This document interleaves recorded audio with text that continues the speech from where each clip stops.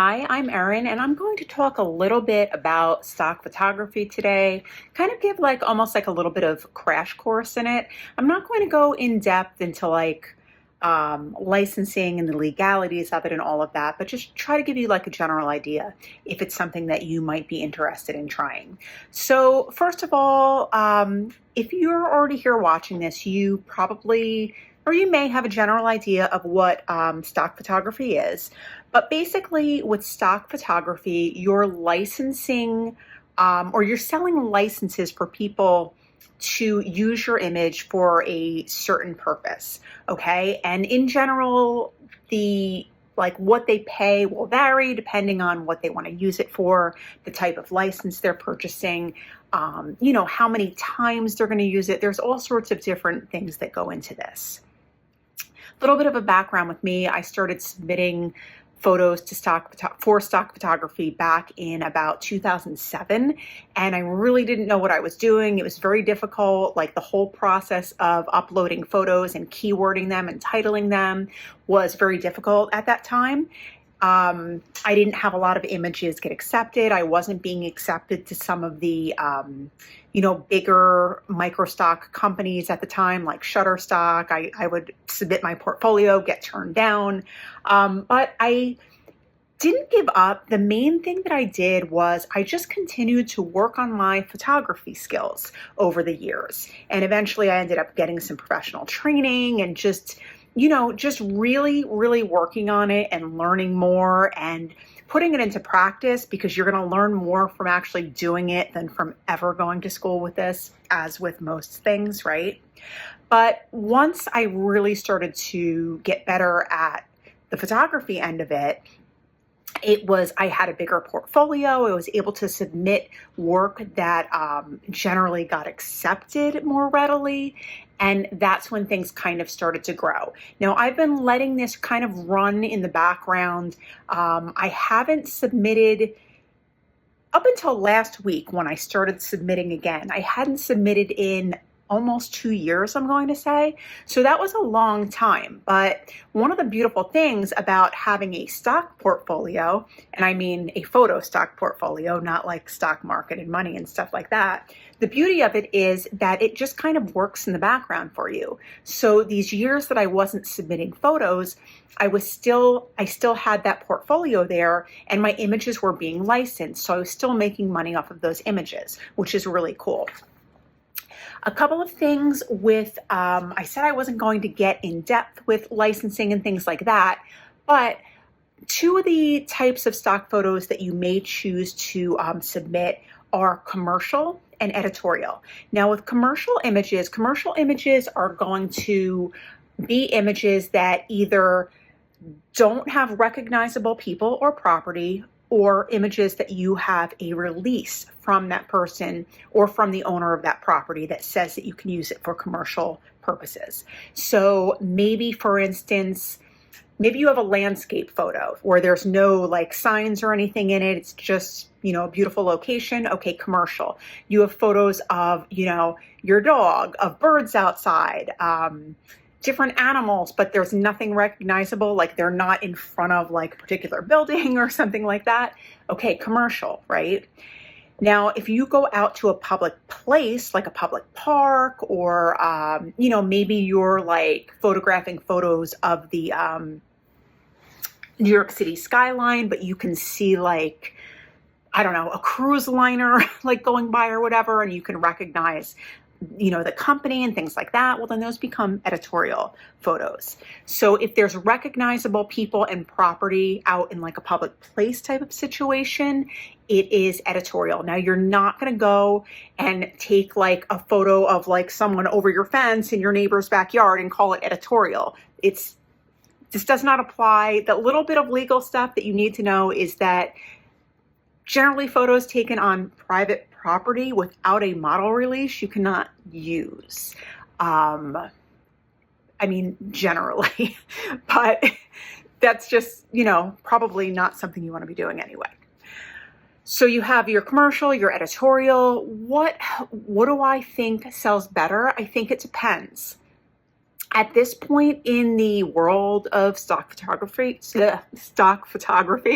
especially like this micro stock and the smaller agencies, they're very, very saturated with a lot of commercial images. So unless you have something very unique that you're photographing, like some really rare woo-woo bird or something that like not many people see, chances are, I'm not saying don't submit them, because if they're really nice pictures and they're well composed and they're technically good, they could be accepted, but they may not sell that well. That's not to say that I don't have photos like that sell. I have a lot of photos of like deer that I've taken around my house and in New Jersey, and they do sell, particularly when like hunting season comes up, things like that. You'll see like a rise in the sales of those images. But maybe that's because not everybody has, even though there's a lot of deer pictures, it's not just something that everybody can walk out of their house and photograph. So if you have photographers living in like an urban area, like they're living in New York City, chances are they're not walking out their door and like photographing deer. So, you know, that might not be as saturated as say like birds or flowers in people's backyards and stuff like that. Now for me, I feel like some of my biggest sales have been editorial type photos.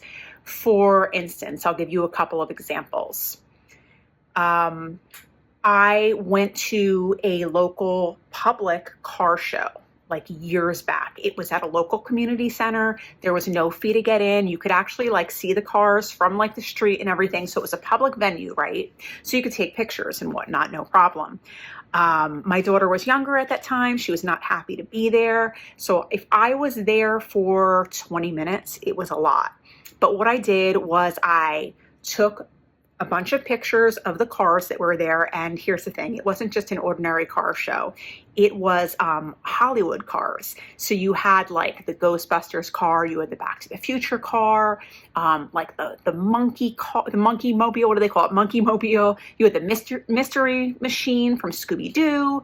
You had Dukes of Hazzard car. You had like a lot of these like cool, like Hollywood like replicas of these cars that were in movies and TV shows. So I went around, I took the photos. So there was nothing great about these pictures. Technically, they were good.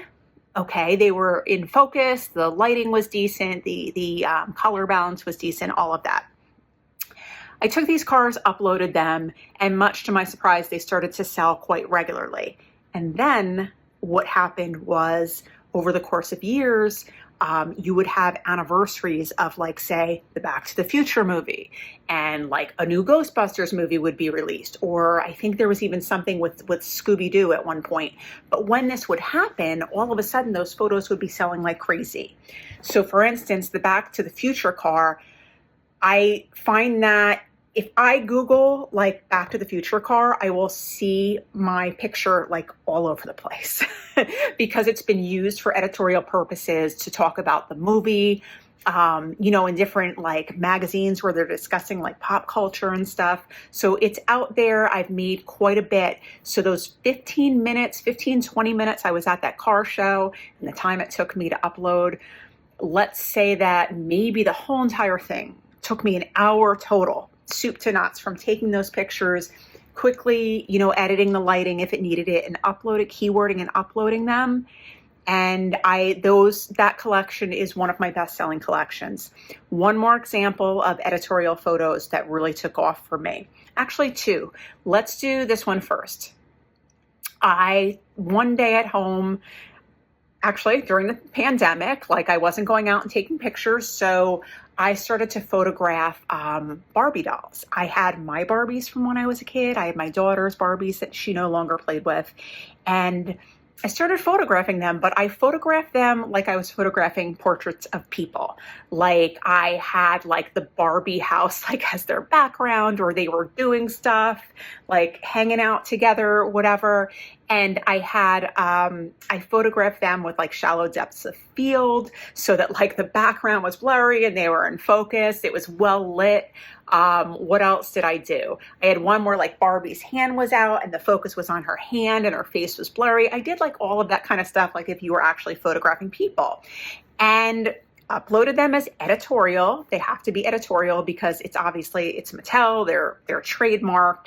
They cannot be used for commercial purposes. Okay. Someone can't take a photo of Barbie, slap it on the box of whatever product they're trying to sell and use it for that. That's illegal. You can't do that. But somebody could write an article about Barbie. Maybe it's Christmas time coming soon and they're talking about like the hot toys and, Barbies and all of this. One major thing happened that really made those Barbie photos take off. And I'm sure you can guess what that was. And that was the Barbie movie. What was that now? A year and a half ago, 2 years ago? Once that Barbie movie came out, all of a sudden the sale of those photos just skyrocketed because everybody was doing stories about Barbie. So you can see that when you take photos of certain things, even though they might not sell initially, over the course of time, when different things happen, those things start to sell, whether it be a movie's made about something that you photographed, or, someone passes away, or you had photographed a location and something happened there. I mean, there are so many different things that can happen where they're going to start writing stories and they're going to be looking for pictures to support the stories that they're writing. Okay. So those two things were really cool and stand out in my mind. One more thing that I did during the pandemic, again, I was at home, I was photographing things at home. I took all of our like old board games. I took like our Trivial Pursuit, my daughter's Candyland. I had an old Chutes and Ladders that was from the early 80s. That was actually my board game. And what else did I do? I did Sorry. I did the Game of Life, with the little pegs in the cars and everything. And I photographed all of these. And again, I didn't just take like snapshots of them. I photographed them with like shallow depths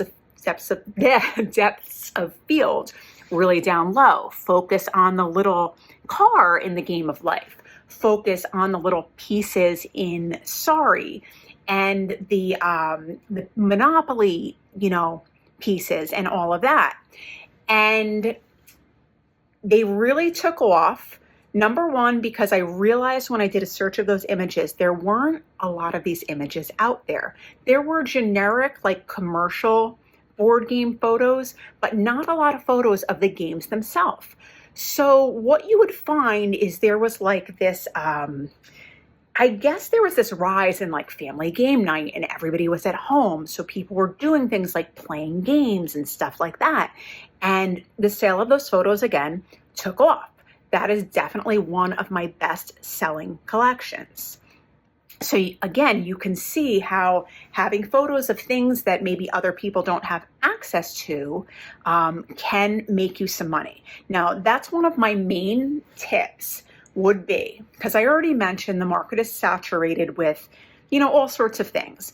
Photos of birds, photos of flowers in people's backyards. So those types of generic things that have been around that people have been photographing forever may not sell as well as something unique. So look around. What do you have in your house that a lot of people don't have?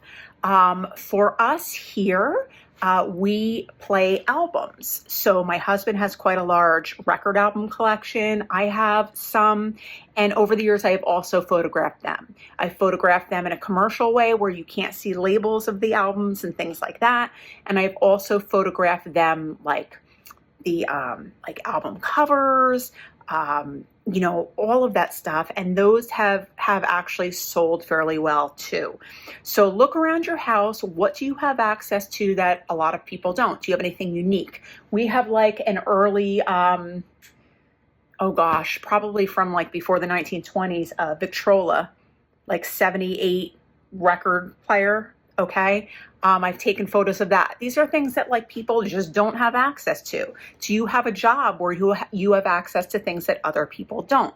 that you have legal access to. Like, don't take photos of a place that you're legally not allowed to be in. Do you know what I'm saying? Like, not like that, but generic things that maybe other people don't have access to.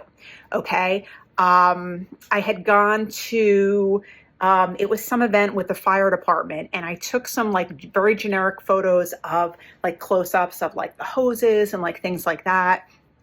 And those have sold too, because not everybody just, has that stuff like in front of them all the time to be photographing. So think outside the box and try to take pictures of things that other people really can't take pictures of.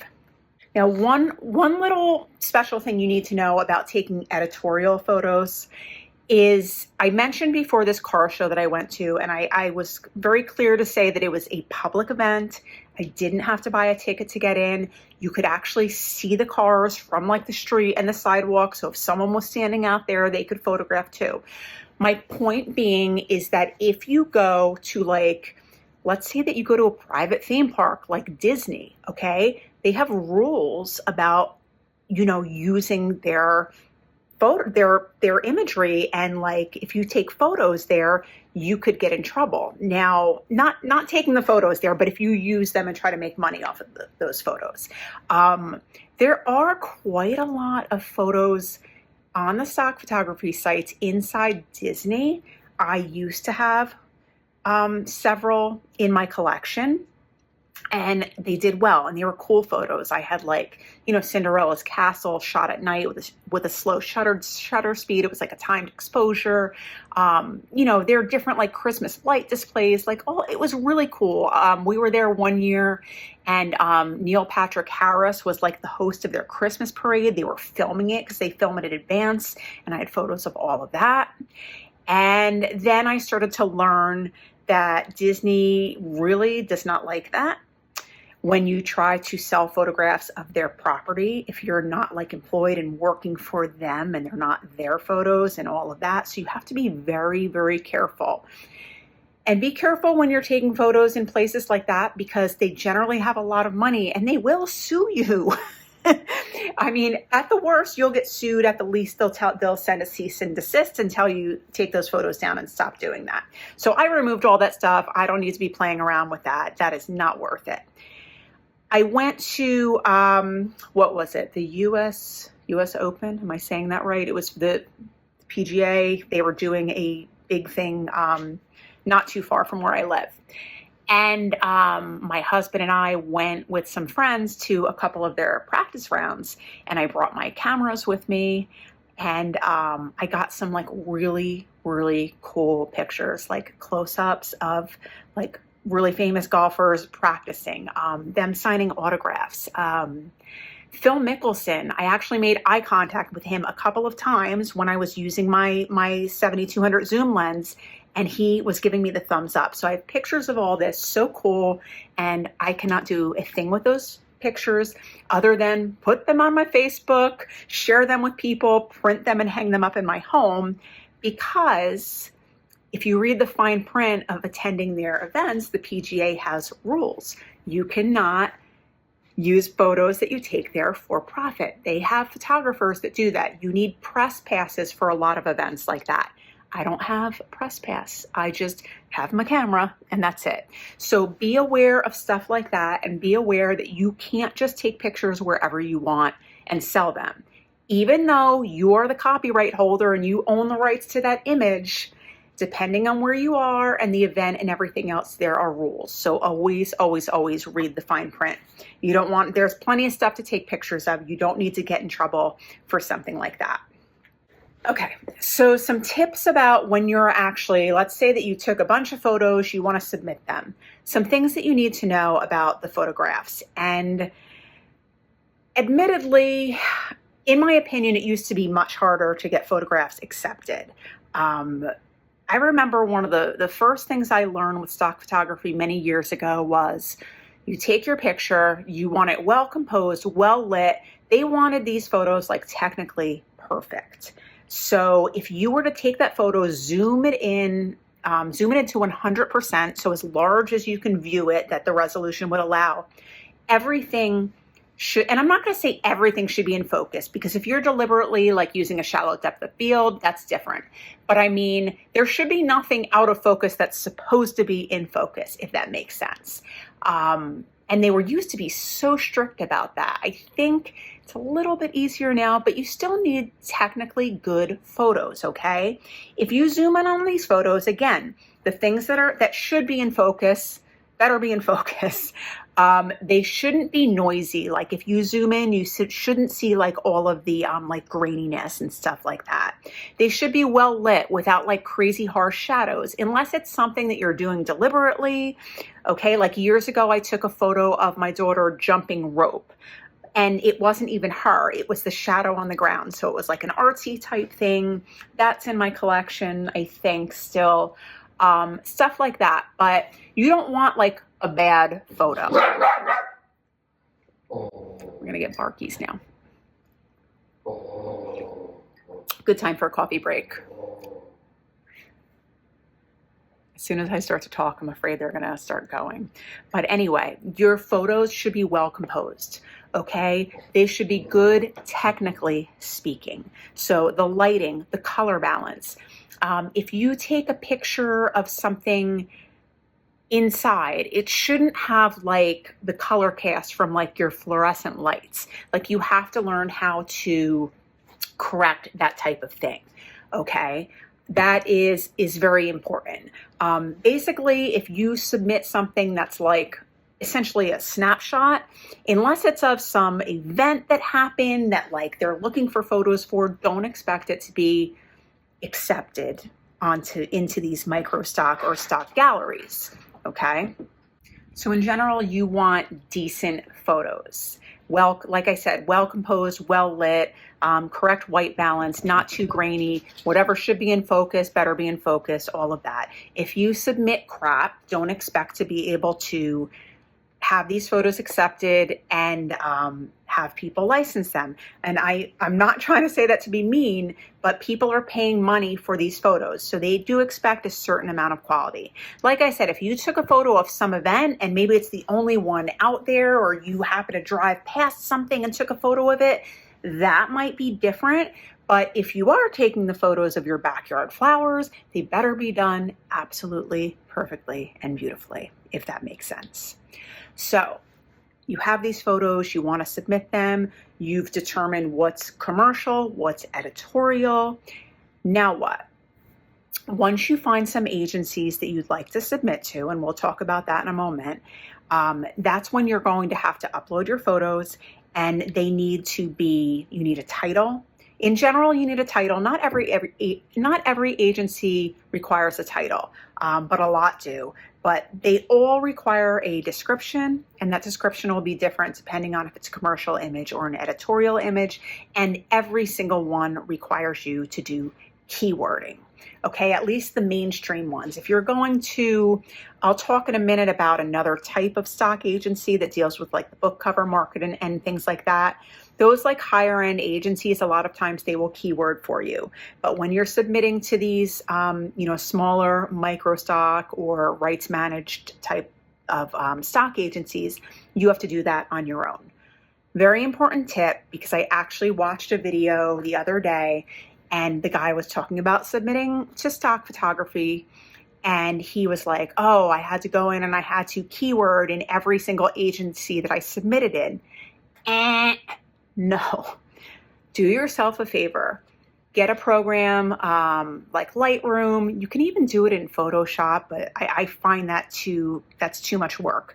If you use a cataloging type program like Lightroom, which by the way is phenomenal and very easy to use, in my opinion, I feel like there's not a huge learning curve. Anybody can use this.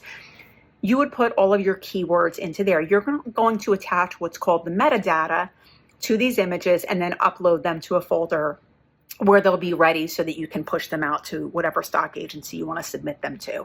But so you're going to put a title in there, a description and keywords, and it's going to pull that into the different agencies when they're uploaded, whatever they use, whether they use a title or not, whatever. So you're going to keyword them, you're going to do all of that, upload them. I'm watching like people walk past here. I'm sorry. let's talk a little bit about your titles, your descriptions, your keywords. This is very important and something that I struggled with in the beginning until I realized keep it simple. Seriously, keep it simple. You know that old saying, who, what, when, where, why, how, like for the news and for reporting? It's basically that. Describe what the photo is of. If I take a photo of a duck, okay, I am not going to put like some like conceptual, like, oh, peaceful or something like that. No, I'm going to be like duck, bird, animal, I don't know, green, brown, tan, whatever colors it is. Where is it? Is it in somebody's pool? Okay, backyard, pool. Do you know what I'm saying? Just describe what the photo is. Don't go crazy trying to like do like conceptual type stuff. Little caveat to that. If you do upload to a different type of agency where maybe they are selling more conceptual type imagery, then maybe yes. Maybe if you photograph like, I don't know, a pond early in the morning, maybe you will use keywords like serene and peaceful and things like that. But in general, describe the duck and keep it simple, if that makes sense. Now, let's talk a little bit about agencies. Some of these you might have heard of if you have been into this for a while, if you've been following it, or maybe you have submitted already. But in general, some that you might consider submitting to Adobe Stock. Adobe Stock is probably my most well-performing stock agency at this point. You can submit commercial images to them, and I can submit editorial. I don't know if everybody can submit editorial yet. I know that they started allowing it in 2017, and I was able to do that like after they had been running the program for a while. Most agencies, you can submit both editorial and commercial imagery too. So Adobe Stock is one. Another one is Shutterstock. Shutterstock, I think they're easier to get into now. Back when I started stock photography in like 2007 or so, you had to supply them with like a portfolio of 10 images, and you had to be approved before they would let you like actually submit photos to sell licenses to. So the first time I got shot down. The second time I got shot down. Finally, I just said, screw it. And I just kind of went along with doing what I was doing. Went exclusive for a short while at an agency called Dreams Time, which is another one to check out. And then dropped that contract with Dreams Time. I wasn't exclusive with them anymore. I wanted to submit everywhere.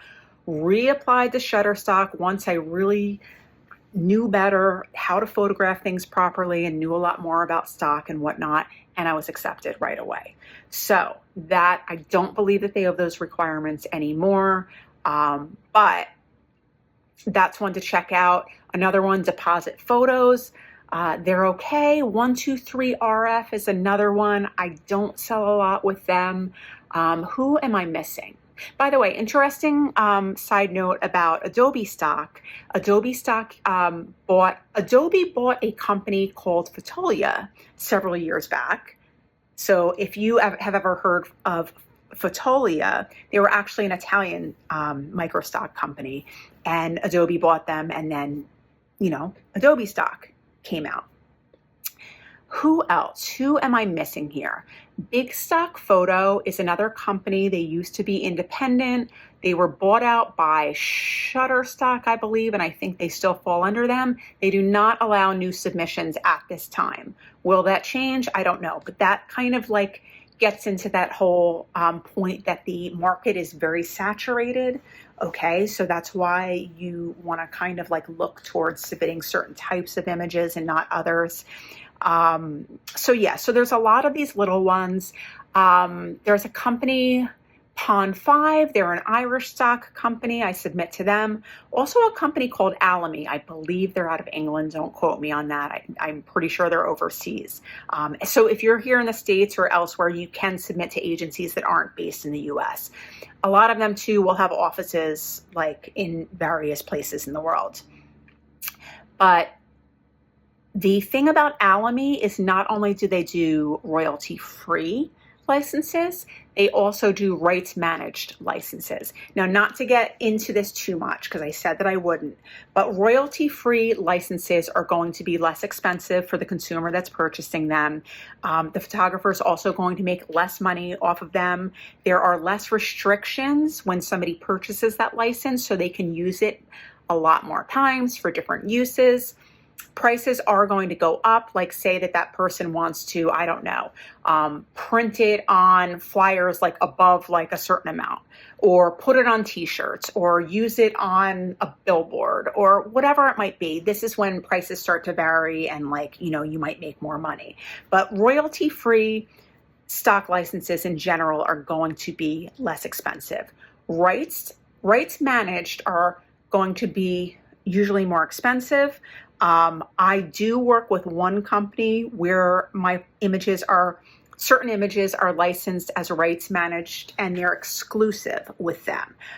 That is where I would make the most money, but I don't sell in the quantity that I sell with microstock. So even though that like one photo will make me a lot more money in a one-time deal, they don't sell very often. That company is a company called Archangel Images, and that's very different from microstock. If you're just getting into this, that's something you probably want to wait to do. They are a company that works